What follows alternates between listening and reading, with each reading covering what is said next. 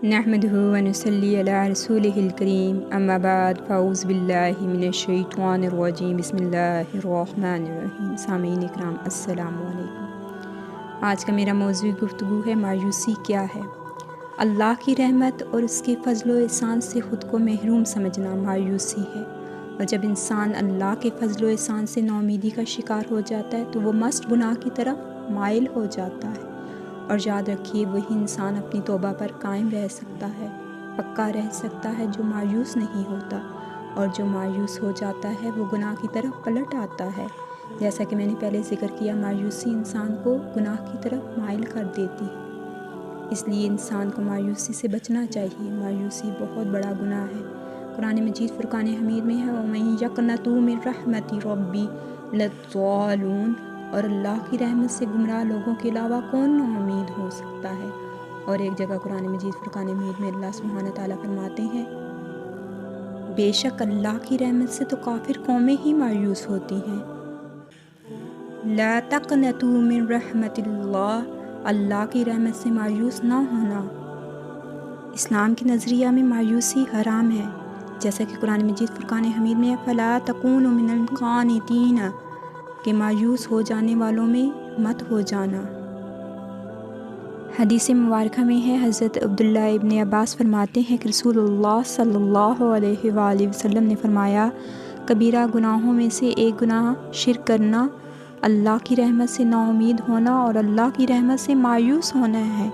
यानी कि शिर्क करने के साथ साथ कबीरा गुनाह में अल्लाह की रहमत से नाउमीद होना और मायूस होना भी है। हज़रत अब्दुल्ला बिन मसूद फरमाते हैं कि मैं देखता हुआ अंगारा अपने मुंह में रख लूँ यहाँ तक कि वो सर पड़ जाए, ये बात मुझे पसंद है, बनिस्बत इस बात की कि मैं अल्लाह के फ़ैसले के मुतल्लिक़ कहूँ, काश कि ऐसा ना होता। अल्लाह की रहमत से मायूस होना ऐसे ही है जैसे किसी ख़जाने के दरवाज़े की चाबियों को अपने हाथ से समंदर में फेंक देना। अल्लाह की रहमत का समंदर इतना वसी है कि इसका एक कतरा इंसान को सैराब कर सकता है। अल्लाह की रहमत से कभी मायूस और नाउमीद नहीं होना चाहिए। इंसान को कभी मायूस नहीं होना चाहिए, क्योंकि अल्लाह ताला रहमान और रहीम ज़ात है। वो अपने बंदे पर बहुत मेहरबान है, बहुत ही ज़्यादा मेहरबान।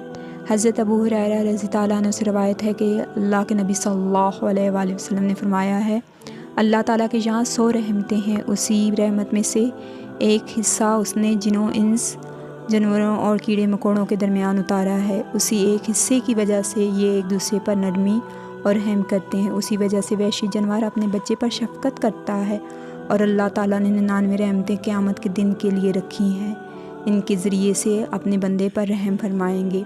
अल्लाह सुब्हानहू तआला की रहमत बहुत वसी है। अल्लाह ताला की रहमत से वही लोग मायूस होते हैं जो कम इल्म होते हैं। कम इल्मी की वजह से अल्लाह ताला की रहमत से मायूस हो जाते हैं।